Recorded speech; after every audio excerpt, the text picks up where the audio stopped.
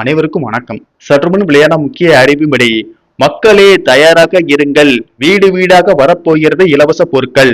Ration அட்டைதாரர்கள் அனைவரும் பயன்பெறும் வகையில் அவர்களுக்கு இலவச பொருட்கள் வழங்குவது குறித்தும் மேலும் சில முக்கியமான மகிழ்ச்சியான அறிவிப்புகள் வெளியாகி உள்ளன. இதை பத்தி வீடியோல பார்க்க போறோம். வீடியோவை கடைசி வரைக்கும் ஸ்கிப் பண்ணாம பாருங்க. வீடியோக்குள்ள போறதுக்கு முன்னாடி இந்த வீடியோக்கு லைக் பண்ண பிடிச்சுக்கோங்க. உங்களுக்கு ரேஷன் கார்டு மற்றும் மத்திய மாநில அரசுகளின் இலவசம் குறித்த தகவல்களை துல்லியமாக தெரிஞ்சுக்க வேண்டும்னா இந்த சேனலை சப்ஸ்கிரைப் பண்ணிக்கோங்க. வாங்க வீடியோக்குள்ள போகலாம். தமிழ்நாட்டில் பொது விநியோக திட்டத்தின் கீழ் குடும்ப அட்டைதாரர்களுக்கு ரேஷன் கடைகள் மூலமாக அரிசி இலவசமாகும். தூரம்பருப்பு, சீனி, கோதுமை, சமையல் எண்ணெய் உள்ளிட்ட அத்தியாவசிய பொருட்கள் மலிவு விலையில் வழங்கப்பட்டு வருகிறது.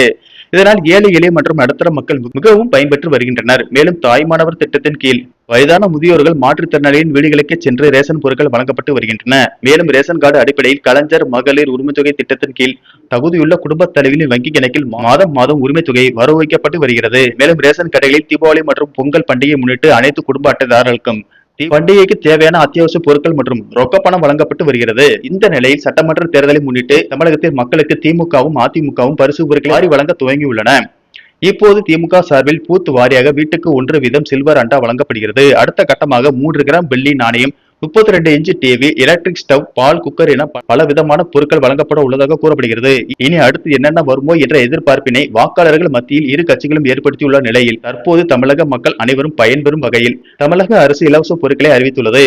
அதன்படி இல்லத்தரசிகளுக்கு பிரிட்ஜ், வாஷிங் மிஷின், மிக்சி போன்ற வீட்டு உபயோக பொருட்களை வாங்கிக் கொள்ள ஒவ்வொரு குடும்பத்திற்கும் தலா ரூபாய் 8,000 மதிப்பிலான கூப்பன்கள் வழங்கப்படும் என்று தமிழக அரசு அறிவித்துள்ளது. இந்த கூப்பனை பெற்றுக்கொண்டு இல்லத்தரசிகள் பிரிட்ஜ், மிக்சி, வாஷிங் மிஷின் போன்ற தங்களுக்கு தேவையான வீட்டு உபயோக பொருட்களை பெற்றுக் கொள்ளலாம்.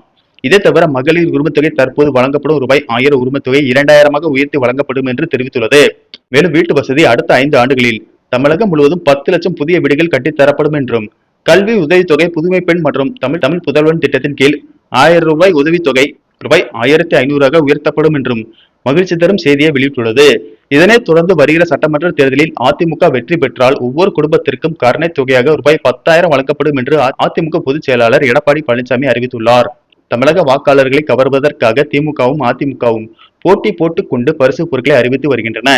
இதனால் இலவசமாக பொருட்கள் கிடைக்க உள்ளதால் தமிழக வாக்காளர்கள் மத்தியில் மகிழ்ச்சியை ஏற்படுத்தியுள்ளது. நன்றி, வணக்கம்.